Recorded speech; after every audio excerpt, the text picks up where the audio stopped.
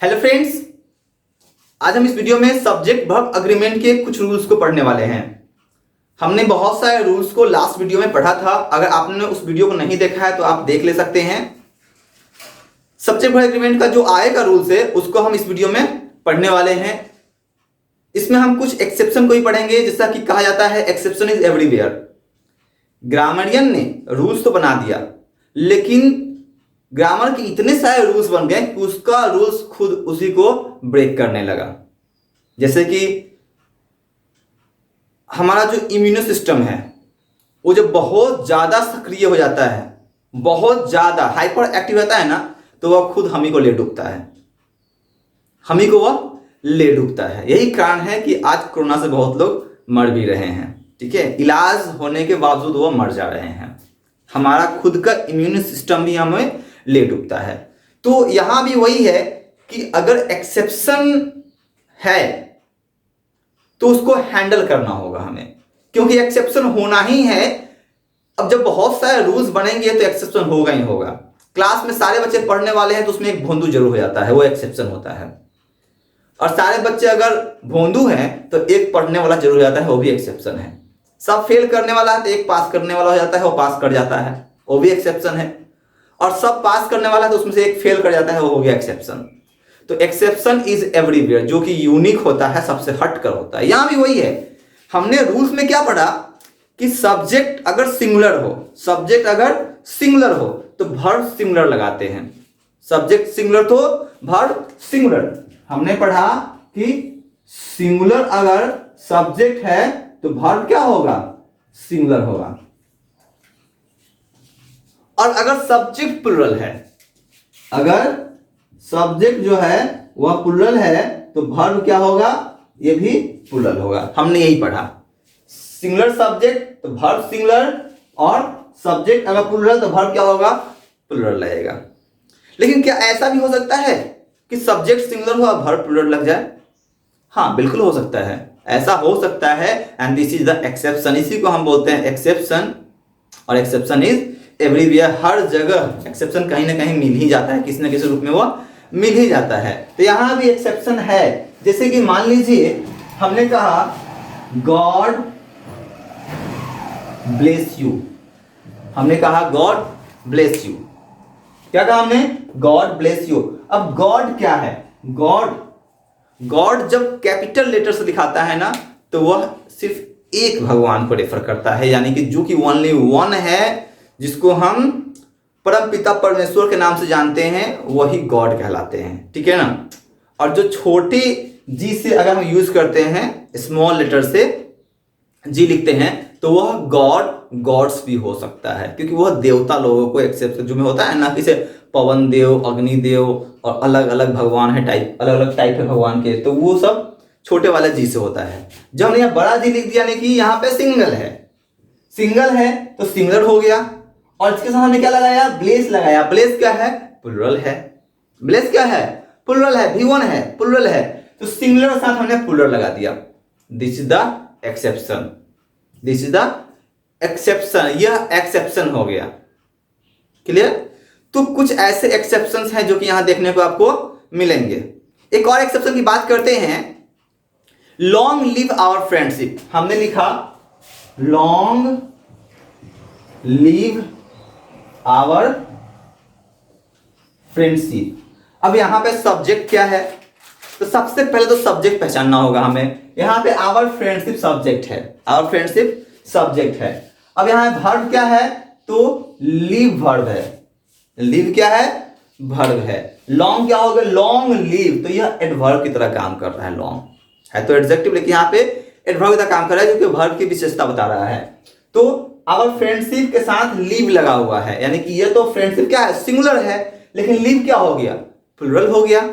Live क्या हो गया? प्लुरल हो गया। तो सिंगुलर के साथ प्लुरल वर्ब का यूज हो गया, तो यह क्या हो गया?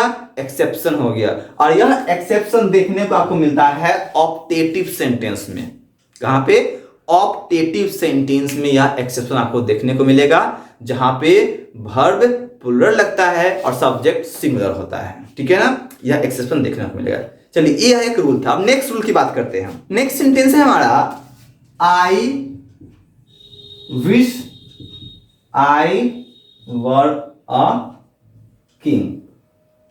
ऐसे तो आई के साथ क्या लगाते हैं हम लोग? वाज लगाते हैं। आई के साथ जनरली वाज लगता है, लेकिन यहां पे आई के साथ हमने क्या लगाया? वेयर लगाया। क्यों? क्योंकि यहां पे क्या है ना, आई विश लगा हुआ। आई विश क्या है? कंडीशन, यानी कि सेंटेंस में अगर कंडीशन लगा हो, सेंटेंस में अगर कंडीशन लगा हो, आई विश, इफ, एज दो, अगर कोई कंडीशन लगा हो और वो ऐसे मतलब कि कंडीशन हो और वो सब्जेक्ट ऐसे चीजों की बात कर रहा हो, ऐसे एक्शन की बात कर रहा हो जो कि कंप्लीट नहीं होने वाला है, जो कि हमारा क्या है ना, प्रिडिक्शन है, जो कि हमारा क्या है, एक अनुमान है, कल्पना है, हमारी कल्पना है, जिसको हम पूरा नहीं कर सकते हैं, जो कि पूरा नहीं हो सकता है। जैसे कि यहां लिखा हुआ आई विश आई वर किंग, हमारी इच्छा है कि मैं एक राजा होता। मैं राजा नहीं हो सकता हूं, मैं राजा नहीं हो सकता हूं क्योंकि राजतंत्र खत्म हो चुका है। I wish I were the president of America, मैं अमेरिका का प्रेसिडेंट नहीं हो सकता हूं क्योंकि मैं तो भारत में रहता हूं। तो कहने का मतलब क्या हुआ कि सेंटेंस में जब कोई कंडीशंस लगा हो, कंडीशंस लगा हो और वह ऐसे चीजों के बारे में बता रहा हो जो कि पूरा ना हो सके, ऐसे एक्शन को एक्सप्रेस कर रहा जो कि पूरा नहीं हो सके, जिसके पूरा होने की संभावना बिल्कुल भी नहीं है, तो वहां पे क्या करते हैं, हम वेयर का यूज करते हैं, जो कि एक प्लूरल है और सब्जेक्ट हमेशा सिंगुलर होता है। जैसे कि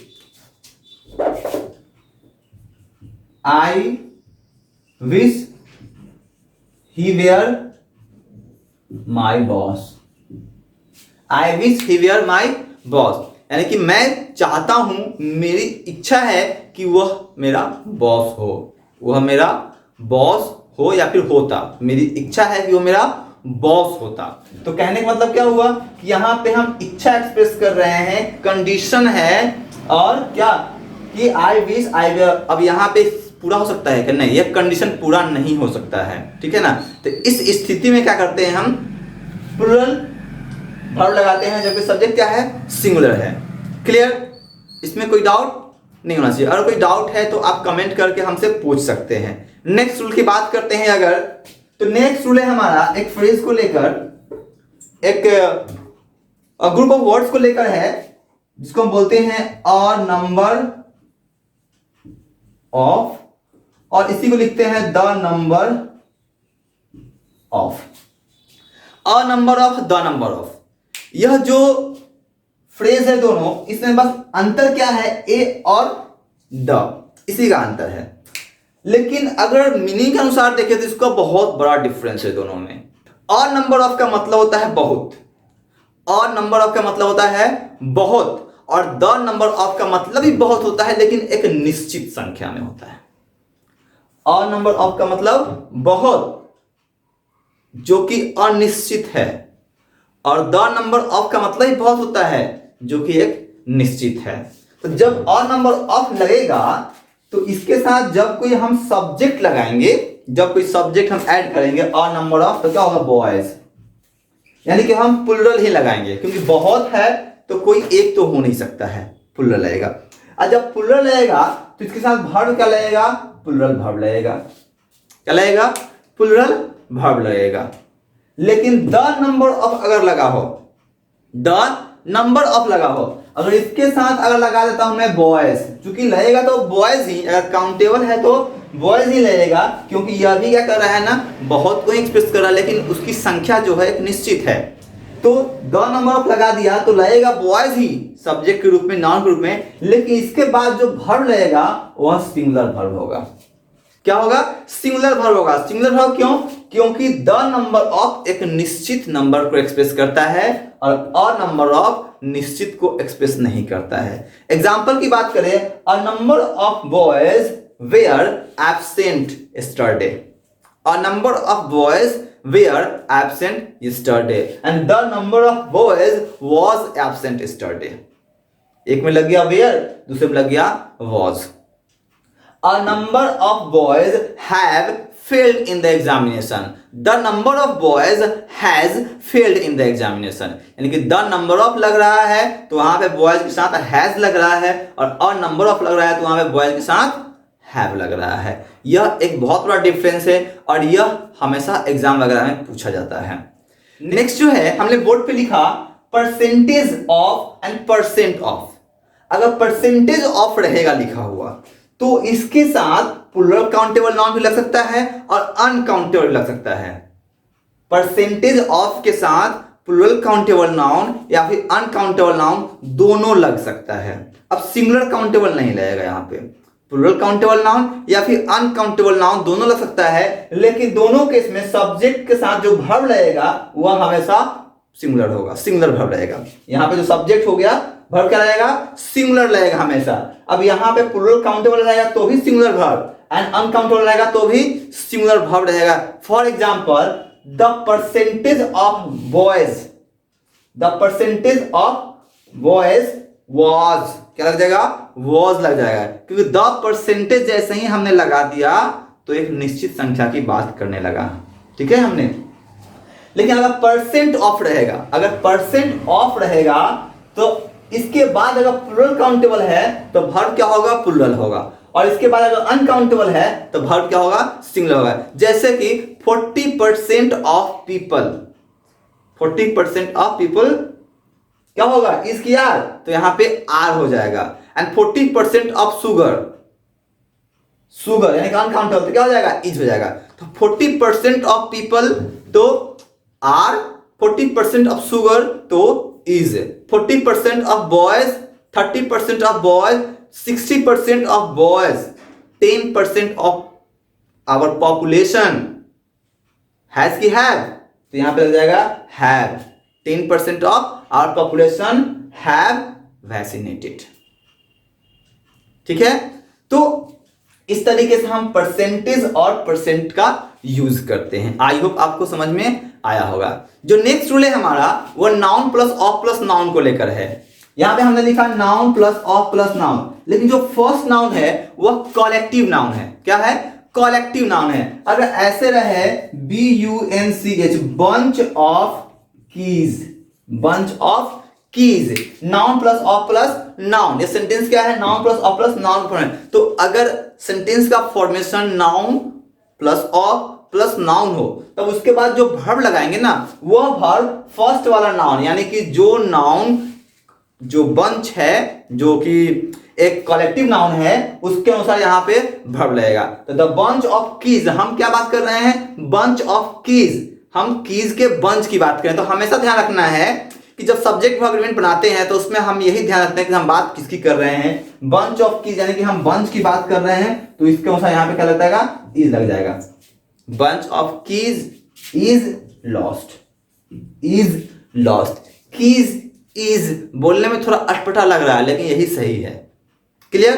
तो जब सेंटेंस का फॉर्म इस तरीके से हो, noun plus of plus noun के फॉर्म में हो और जो फर्स्ट नाउन हो वो एक कलेक्टिव नाउन हो, तो हम क्या करते हैं, उसके अनुसार हम वहां पे वर्ब लगाते हैं, ठीक है। तो यही आपका आज का रूल था। नेक्स्ट डे हम नेक्स्ट वीडियो में कुछ और इसके आगे रूल्स के बारे में पढ़ेंगे। तब तक के लिए आप सभी को धन्यवाद।